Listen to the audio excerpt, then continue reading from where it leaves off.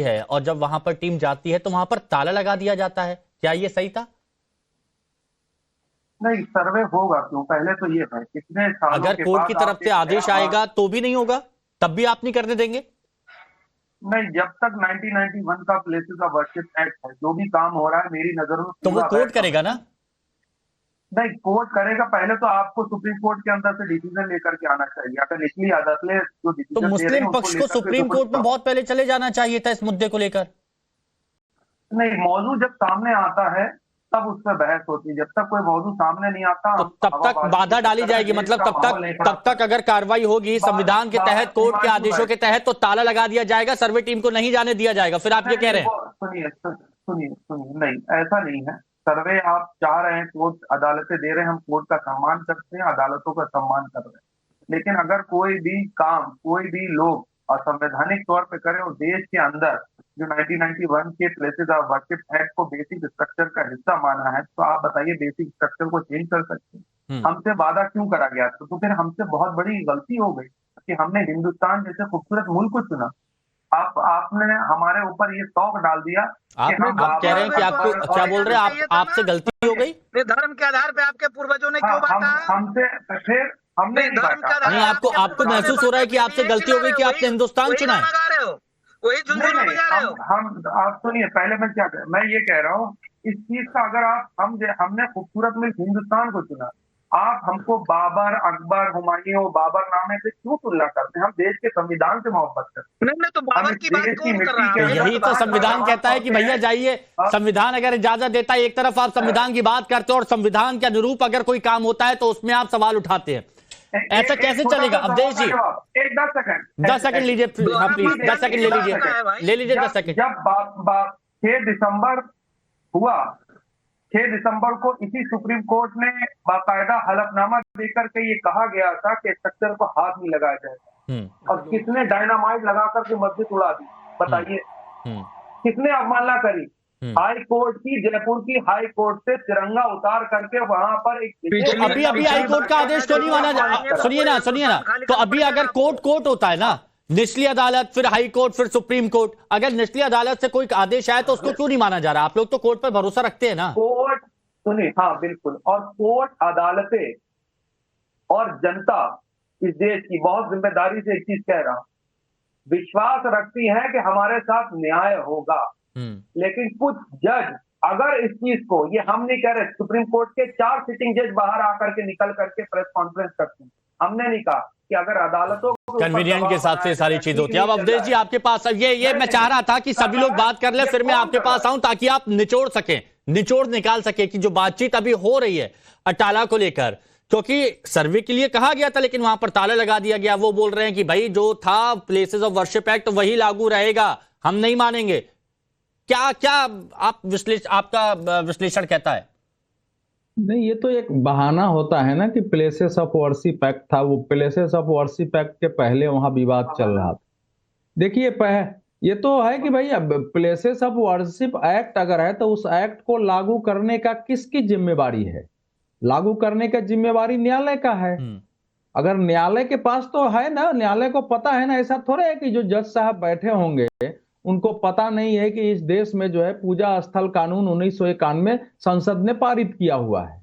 इसके बाद अगर दे रहे हैं, और ये जहां से ये सर्वे का आदेश हुआ है वहां भी ये तर्क दिया गया था। जरा उस ऑर्डर को देख लीजिए, उस ऑर्डर को देख लीजिए, उसमें बताया हुआ है कि कौन कौन जो है, कौन कौन स्थल जो है 1991 के पूजा स्थल कानून में नहीं आता है। दूसरा, सुप्रीम कोर्ट का आदेश है कि इसका निर्णय तो बाद में होगा कि किसका दिया गया जाएगा, लेकिन अगर हाइब्रिड सिचुएशन है तो उसकी जांच की जा सकती है कि वाकई इसका किसका अधिकार बनता है। ये सुप्रीम कोर्ट का डिसीजन है, जब तक नहीं बदलता है इस पर चलेंगे।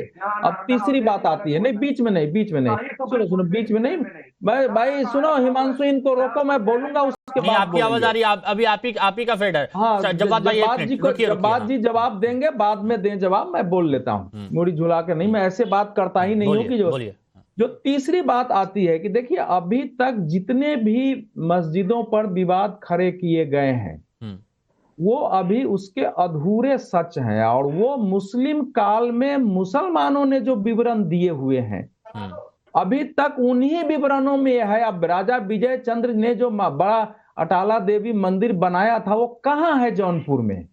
उसका जो विवरण आया है, जो स्वयं उस काल में अलाउद्दीन खिलजी उसके पहले के काल में आए हुए मुस्लिम यात्री विवरणों ने वहां दिया है क्या स्थिति है। तो पहले बेसिक बताता हूं फिर फैक्ट। देखिए वाराणसी और आसपास जो था ना, वो धर्म का, साधना का, पूजा स्थल का व्यापक केंद्र था। जौनपुर और आज में 70 किलोमीटर की तो दूरी है, कोई ज्यादा तो है नहीं। बिल्कुल। तो उस क्षेत्र पर आरंभ से ही नजर थी और फिरोज शाह तुगलक ने जौनपुर को अपनी दूसरी राजधानी बनाने की कोशिश की थी कि उस एरिया में अगर दूसरी राजधानी नहीं बनेगी तो हम यहाँ शासन नहीं कर पाएंगे। अच्छा। और उसके लिए जरूरी था कि वहां के महत्वपूर्ण स्थलों को तोड़ो, वहां अपने लोगों को बिठाओ और उनको जो है पद दलित करो, तभी वो हार मानेंगे। और उसमें चूंकि अटाला देवी मंदिर से देवी का नारा लगा के युद्ध होता था, तो इस कारण उसको ध्वस्त किया गया। फिरोज शाह तुगलक ने अपने पूर्वी भारत की राजधानी उसको बनाया था। वो पूरे एरिया में आप जाएंगे ना, बनारस से लगे हुए 100 किलोमीटर के चारों ओर आपको ऐसी ही दुर्दशा दिखेगी। और उसके विवरण है, मैं बहुत ज्यादा विवरण दे सकता हूं। अब आता है तीसरा पक्ष कि भाई आज की स्थिति में अब क्या हो। केवल 1991 के कानून कहने से तो काम नहीं चलेगा। अगर कानून संसद ने गलत बनाया है तो कानून एक दिन में हटाया जा सकता है, क्योंकि दुनिया के इतिहास में यह कानून कहीं नहीं बनेगा कि कल सुन लीजिए, कल किसी शक्तिशाली ने हमारे जमीन पर कब्जा कर लिया और जब देश आजाद हो जाए तो कब्जा उन्हीं को रहने दो। ये तो संवैधानिक तरीके से भी सही नहीं है, कानून बदलेगा। कट टू कट सही है जवाब ना अंतिम लाइन और ले लीजिए। अंतिम लाइन और ले लीजिए। हाँ, मेरा कहना है कि क्या एक एक मस्जिद को न्यायालय में ले जाके 10-20 हजार स्थितियां खड़ा करने से इसका समाधान होगा, या इसके लिए कोई दूसरे तरीके अपनाए जाने चाहिए? क्योंकि इसके कारण मुसलमानों के अंदर जो लिबरल लोग हैं, मुसलमानों के अंदर जो गलतफहमी पैदा की जा रही, खुदाई कर दी जाएगी, कहीं खुदाई हुआ ना, सर्वे से कोई मस्जिद जाने वाला नहीं है, खुदाई से भी नहीं जाने वाला है। खुदाई के बावजूद 30 साल तक अयोध्या में लड़ाई चली है, तब भी नहीं जाने वाला है। लेकिन ये जो दुष्प्रचार हो रहा है ना, मस्जिदें छीन जाएगी, इस्लाम खत्म हो जाएगा, ये इनको ये इनको अवसर मिल रहा है, ये दुष्प्रचार कर रहे हैं और देश में इसका तनाव बढ़ रहा है। ठीक है। हाँ, सैयद अब्बास जी बताइए, पर तुरंत आ रहा हूं सबके पास। आगे हमको क्या करना है? पहले चीज अवधेश सर ने एक चीज गलत यहाँ पर बोली कि सुप्रीम कोर्ट ने कहा है कि सर्वे के दौरान जो है ये पता लगाया जा सकता है कि वहां पर क्या है, ये अभी बोली। हालांकि ये उनका ओरल ऑब्जर्वेशन था और उस ओरल ऑब्जर्वेशन का आप डिसीजन बता रहे हैं। पहली चीज सबसे बड़ी गलती, और झूठ और बलगलाने की बात कर रहे हैं। दूसरी सबसे बड़ी बात, अगर आस्था की बुनियाद पे ही चलाना है तो गोवा के अंदर कितने मंदिर तोड़े गए थे? वहां आज तक एक पिटिशन आपने नहीं डाली गई, वो तो जीते जागते सबूत है। उत्तर भारत के अंदर जहां जहां भारतीय जनता पार्टी की सरकार है, इनकी आज से नहीं 100 साल करीब, अब तो लगभग हो गए 100 साल होने जा रहे हैं, तब से लेकर के आज तक इनकी विचारधारा ही यही है कि लगभग कोई कहता 85,000 मस्जिदें हैं, कोई 5,000। एक मस्जिद से शुरुआत हुई थी जिसको डायनामाइट लगा करके उड़ा दिया। पहली बार डायनामाइट का यूज भारत के अंदर बाबरी मस्जिद को उड़ाने के अंदर करा दिया। दूसरी सबसे बड़ी बात, सुप्रीम कोर्ट के डिसीजन देने के बावजूद भी चीफ मिनिस्टर, आप देखिए कितना बड़ा छोलजाल और कितनी बेईमानी करी जा रही है कि एक बार हलफनामा देके कोर्ट के अंदर और उसके बाद कोर्ट के अंदर सजा भी होती है और ये माना कि मस्जिद को तोड़ा जाना एक क्रिमिनल ऑफेंस है। एक सदन आंखों में धूल झोंक रहे। अच्छा, फिर से आप बाबरी का ही जिक्र कर रहे हैं। महंत राजू दास जी, ये बात बताइए, बोलते हैं कितनी इनका एक ही कह रहा है, कितनी मस्जिदें छीनेंगे, कितनी मस्जिदें छीनेंगे मामले में सुप्रीम कोर्ट में। देखिए हिमांशु जी, के आधार पर सर्वे नहीं हो, उन्होंने कहा कि सर्वे। अच्छा नहीं, अजहरी साहब कुछ कह रहे हैं, जरा सुन लीजिए, एक मिनट। अजहरी साहब कुछ कह रहे हैं, प्लीज अजहरी साहब। मैं कह रहा हूं आप फिरोज शाह तुगलक की कर सकते हो बात, आप अलाउद्दीन खिलजी की कर सकते हो बात, आप बाबर, हुमायूं, अकबर को आप कटघरे में खड़ा कर सकते हो, और हम 6 दिसंबर 1992 की बात करें तो आपको परेशानी होती है।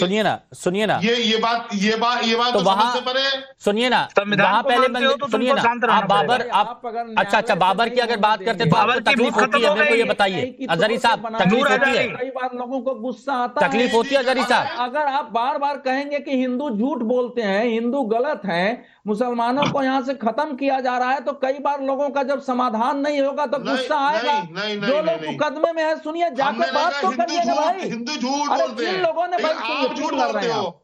हिंदू अरे भाई हिंदू सुनिए झूठ ना, बोलते हैं, ये अरे नहीं, ये सुनिए नहीं सुनिए करते। सुनिए सुनिए, लेकिन आप जा करके, अवधेश जी, अरे भाई अजहरी आप हिंदू साहब, समाज जो के लोग ठेकेदार मुकदमा नहीं हो। कर रहे हैं उनके साथ एक बार बैठ के बातचीत तो करिए। तन्हा हिंदू आप ये जो पूरी लोग पूरी जा रहे हैं, कम्युनिटी में सरदार मुकदमे नहीं कर हो। रहे हैं, संघर्ष कर आप रहे ये- हैं, उनसे आप ये जाके एक लोगों बार को बैठ बेवकूफ के बनाना आप बातचीत छोड़ दो। करिए। बातचीत, उनको हाँ, समझने की आपकी कोशिश बातचीत करिए। बहुत जरूरी है, बातचीत बहुत जरूरी है। सुनिए ना, सुनिए सुनिए सुनिए, अब प्रॉब्लम क्या है, प्रॉब्लम पर आते हैं, एक बार प्रॉब्लम पर आते हैं, प्रॉब्लम पर आते हैं, प्रॉब्लम पर आते हैं। स्वामी चक्रपाणी महाराज जी बताइए ना,